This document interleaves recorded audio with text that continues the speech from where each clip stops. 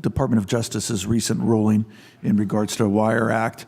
Have you, based upon that ruling, have you had any feedback from the Pennsylvania's casinos about whether that could potentially impede online gaming in any way? Yes, Representative. As soon as that reinterpretation of the Wire Act occurred, with the help of our Office of Chief Counsel, we prepared a letter and we sent it to all of the general managers and their counsel. And what we wanted to accomplish in that letter was to make sure that the casinos thoroughly read that reinterpretation and looked very closely at their plan for implementing interactive gaming in Pennsylvania. There had been an expectation that those iGaming operators who were partnering with our casinos in Pennsylvania, if they already had infrastructure in another jurisdiction, that they could leverage that to reduce the cost of implementing iGaming. But with that reinterpretation, it became quite obvious that everything had to be on an interstate basis, and that would be probably the biggest challenge, not so much of a challenge, but a modest delay to establish a adequate server location within the Commonwealth of Pennsylvania. We did ask each casino to respond and provide us with a plan for how they would comply with federal law, which is their obligation. We have begun to receive replies, and we're analyzing them at the present time. And I know the original issues with UGA Act and everything like that dealt with wire transfers of money. Is there any concerns about banks not handling transactions for online gaming? Well, there is, and our chief counsel has really studied the issue closely. We don't know at present how the banks will respond, or the payment processors, the MasterCards, the Visas, as far as whether or not they will process those transactions for online gaming concerns. I know all of the operators are aware of that issue prior to the 2011 interpretation of the Wire Act, which said it only applied to sports. There was difficulty in getting payments made. We'll really have to wait and see how they respond.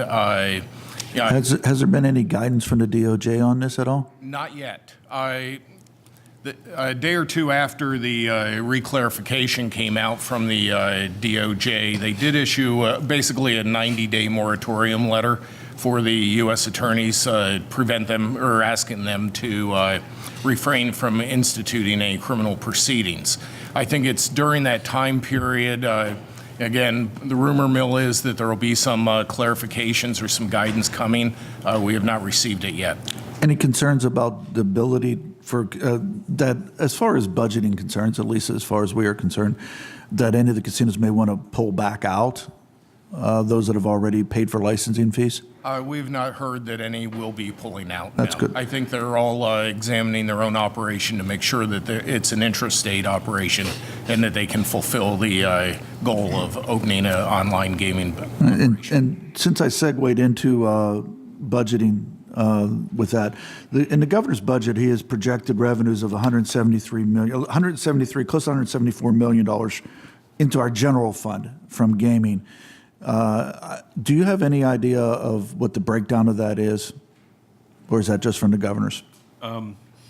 I don't have that with me today, but I could look into that. And I'm solely speaking of general fund dollars, which eliminates slots because that's going into the property tax.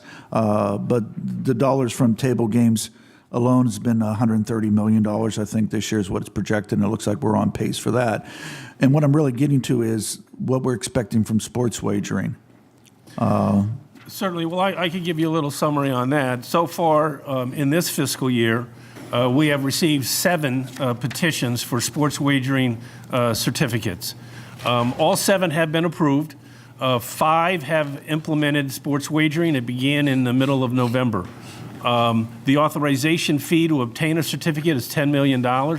We have received $60 million, and it's been deposited into the Commonwealth's general fund. One additional $10 million payment is due shortly. I don't know the exact due date. And I'm out of time, so I don't want to belabor the fact, but if I would really appreciate if you could get to the chairman a general idea of what expectations are revenue-wise on the tax itself, seeing that New Jersey's, I think last I read was $2.5 million they generated in tax in November, and their tax rate is significantly lower than ours. And just extrapolating that, we could almost assume if things go well here that we could be up to $5 million a month or greater than that in tax revenue over the course of a year. That will make our budget a little bit easier to obtain.